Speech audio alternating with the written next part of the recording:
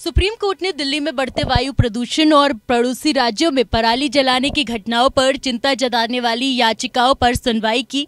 अदालत ने केजरीवाल सरकार को फटकार लगाते हुए कहा कि हमारे हस्तक्षेप के बाद ही हर साल प्रदूषण में तेजी आती है। सुप्रीम कोर्ट ने कहा कि हम एक्सपर्ट्स नहीं हैं, हमें सिर्फ समाधान चाहिए। सुप्रीम कोर्ट ने कहा कि हम सिर्फ उपायों को ग्राउंड लेवल पर लागू करना चाहते हैं। जस्टिस संजय किशन कौल ने कहा कि पराली जलाने की एक बड़ी वजह पंजाब में धान की खास किस्म की खेती होना है।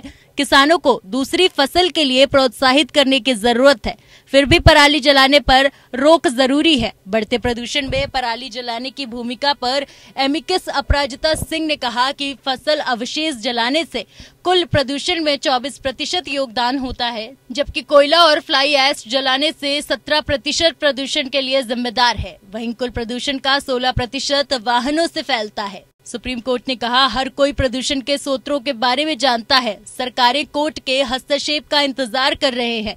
हमारे पास हर समस्या का समाधान है, लेकिन कोई कुछ नहीं कर रहा है। अदालत खुद कहती है कि हम नतीजे चाहते हैं, हम विशेषज्ञ नहीं हैं, लेकिन हमें समाधान चाहिए। सुप्रीम कोर्ट ने कहा कि हम ये नहीं कह रहे हैं कि आसान मामला है, ये राज्य सरकारों को करना होगा। सुप्रीम कोर्ट ने पूछा कि क्या आप चाहते हैं कि यह आदेश हम पारित कर दें कि सभी राज्य सरकार के अधिकारी बिना मास्क में काम करें, तभी आम जनता के स्वास्थ्य के बारे में इनको पता चलेगा।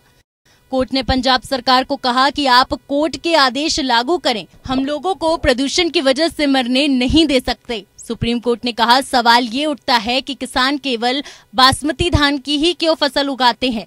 पंजाब सरकार आखिर किसानों के संगठन से बात क्यों नहीं करती? उनका संगठन बेहद एक्टिव है। राज्य सरकार को किसानों से बात करनी चाहिए। प्रदूषण कम होना ही चाहिए, कैसे कम होगा ये राज्य सरकारें तय करें, लेकिन प्रदूषण कम करना ही होगा। अगर हम कमेटी बनाते हैं तो जिम्मेदारी उस पर शिफ्ट हो जाएगी। सुप्रीम कोर्ट ने कहा कि प्रदूषण की स्थिति को राज्य के कैबिनेट सेक्रेटरी मॉनिटर करेंगे। दिल्ली सरकार ने कहा कि वे दिवाली के बाद कृत्रिम बारिश कराना चाहते हैं। इसको लेकर कई एजेंसियों से इजाजत लेने की जरूरत होगी। केंद्र से भी इजाजत चाहिए। इस पर कोर्ट ने कहा कि इसके लिए हमारी इजाजत की जरूरत नहीं है, एजी यहाँ है, आप उनसे बात करिए। सुप्रीम कोर्ट ने कहा कि धान की फसल के विकल्प के तौर पर दूसरी फसल पर भी काम करना होगा। धान पर दी जाने वाली एमएसपी को नहीं हटाएंगे। कम पानी वाले इलाकों में धान की फसल लेने को चरणबद्ध ढंग से घटाना होगा। ये तो लंबे समय की कार्य योजना है। कोर्ट इस पर 21 नवंबर को अगली सुनवाई करेगा।